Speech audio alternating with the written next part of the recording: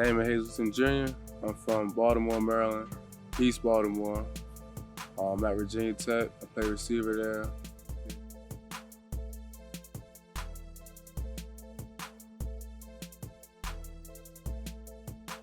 First and foremost, I'm gonna say I'm a child of God, so I'm who God created me to be. Flawed just like everybody else, but I'm working on myself. I work on me every day. Who I inspire to be? I aspire to be the best son to God, to my mom, best brother, best teammate, because I'm playing football right now. Best person I can be. I mean, I just accept who I am and try to be the best version of myself. I don't try to look at it as any disadvantages, only advantages. I think the biggest advantage is adversity, because that's everywhere. You're going to have to overcome adversity in Baltimore. You're going to have tough skin, you know what I mean? And that's where I learned just to have no excuses. And so, you know what I mean, just not accepting anything less than my best and not accepting an excuse as a reason not to make something happen. Graduated from Franklin High School. It came down to two schools, Florida Atlantic and Ball State. I chose to go with Ball State just because I knew when I was going to go out there, I was going to be focused. I had no choice. I wanted to be far away from home. Well, I thought I wanted to be far away from home just because I knew it would force me to grow a little bit more and stay to myself a little bit. And so that's why I chose to go to Ball State. Played there my freshman year. Ended up starting like 7 or 8 games. And then after the season, I ended up feeling like that wasn't like the right spot for me. With all due respect, I mean, I felt like I wasn't growing. I felt like I wasn't going to get better in the years just based on the environment I was in. And so I made a decision with my family to move forward. And that's when I ended up getting my release, transferred, took a couple visits, and ended up at Virginia Tech. Damon Hazelton, the transfer from Ball State. Big receiver, isn't he? He's a big target. He had 51 catches in his one season at Ball State. Hazelton has been the guy. I did a redshirt year at Virginia Tech. So I sat out, I just practiced and everything for a year. Lifted weights, ran, did everything but compete in the games. And then last year was my first year on the field for Tech. I don't think nothing really, you know what I mean, grasps the culture of Baltimore. Baltimore is its own thing. It's not like the mentality in Baltimore. You might got a couple guys on your team that got a little bit of that mentality, but the majority of the team, I don't care where you go at, they're not going to understand or really think like how, you know what I mean, football in Baltimore is. I like the trial and error process of college. Like, for example, you get to find yourself a little bit in college. You got enough time to not have everything figured out. You can go through ups and downs, the highs and lows of not knowing if that's exactly what you want to do, or, you know what I mean, as far as your character, your personality, whatever you're interested in. For me, it was things like outside of football, or I don't know, like hobbies, things like that. Just finding yourself a little bit. I like the trial and error process. I like how you're not pressured for time. It's like you got a 4-year window kind of to play with a lot of different things and figure out what's really for you and what's not for you. So I think that's the best. That's the best thing about college. Who's the best wide receiver in the NFL?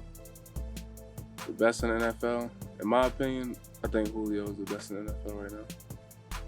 How was your first Division I game at Virginia Tech? It was lit. We played against Florida State, and it felt like a game. Like, it felt like a party. Like, they had a DJ. Pre-game was lit. That was like the football I was used to, and plus it was like really anticipated with the weight, with the red shirt year, and so that game was a lot for me. That was a big point in my life. What 3 tips would you give me about handling adversity at the Division I level? For the first thing, I would say stay engaged in your faith, no matter what. Through the highs and the lows, God can be your constant. He's not gonna ever change on you. That's where you can find your identity and your purpose. Second thing, I would just say stay focused on what's important to you. Write everything down. Whatever you want to do, your goals, your aspirations, write it down.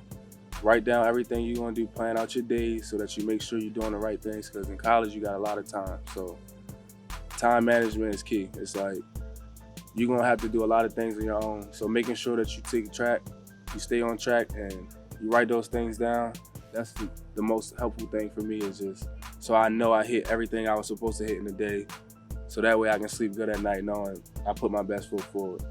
And just stay focused. Stay focused. Stay to yourself. You ain't gotta be in the mix. You can have fun, you can enjoy yourself, but the window gonna go quick, the time will go fast. Focus on what's important to you and where you trying to go at and make it happen. What would you guys say to other kids who's aspiring when it comes to how much work you gotta put in? Because I mean, there's some other talented guys out here who maybe just blessed and just don't work as hard, but you see it sometimes falls flat. Like, what would you guys say about the work effort that it takes to attain that full scholarship that a lot of kids are looking for? I feel like where we come from, that kind of motivates us to work harder, because not everybody here had the same opportunity as people in other cities and other states do. And I feel like being from here, you got X on your back. So we always, we always the ones that's being doubted and asked a lot of questions like, can he play football from this city? What type of kid is he? And stuff like that. And I feel like we got proved them wrong. That's what makes me, work. That's what makes me work harder than anybody else. I feel like I gotta outwork everybody else in order to, reach the next level. I agree with that. I think that was a great answer. But I also feel like I wholeheartedly believe that what you put in, you get out. So it wasn't hard for me to put in work. Plus, I love to do it. So it was like, you know what I mean? I'd rather do this than do anything else. I'd rather work on myself. And my biggest motivator for work was not being as good at things. It was like, I knew I had flaws in my game. I think the number one thing is just keeping it real with yourself, knowing what you're not good at, and then attacking those things, attacking those weaknesses. That was my biggest motivator for working. Attacking the things, when I came up short on a catch, or maybe it was a back shoulder or a crossbody or something like that, or getting in and out of my breaks.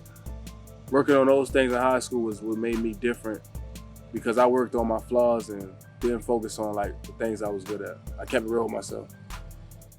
So I watched you, coming up from high school and stuff like that, but it's like you at another level in college. What did you do to evolve your game from high school to college? I think the main thing is belief in myself. I believe in myself more right now than I ever have in my life. I always know that I was good. I've always known that I was good. But I think that for me personally, it was like, I'm not just good. Like, believing that I was truly the best, and I was putting in the work. But if you put in the work without the belief that go with it, that you're really the best, and I know I got everything that it takes, you know what I mean? So that's really what elevated me. And I think what's gonna elevate me this year is just understanding that I'm not putting in the work. It's not going in vain. It's for a reason, and you know what I mean? It's making me the best, because I truly believe that I work hard. I know I work hard. I know I put the time in. So believing it along with putting in the work. Yeah, I was blessed. I was blessed with the opportunity to work out with some great guys. Just in my off season, working with a pro trainer, and he was training some guys in the off season. It's a different type of training. It was more so speed training and agility kind of stuff. So everything was centered around intensity. It's a little more intense workouts.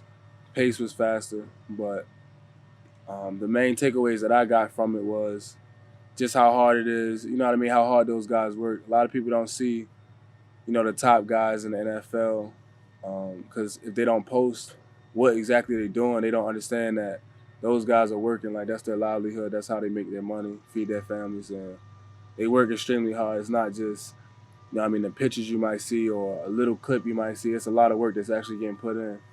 And so just seeing how hard they work, answered a lot of questions for me, because I know I work hard, but it's like, okay, I know the best of the best are working just as hard, and that's what it's going to take to stay at the top and get to the top.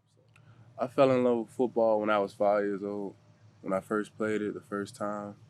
It's always been something that I love to do.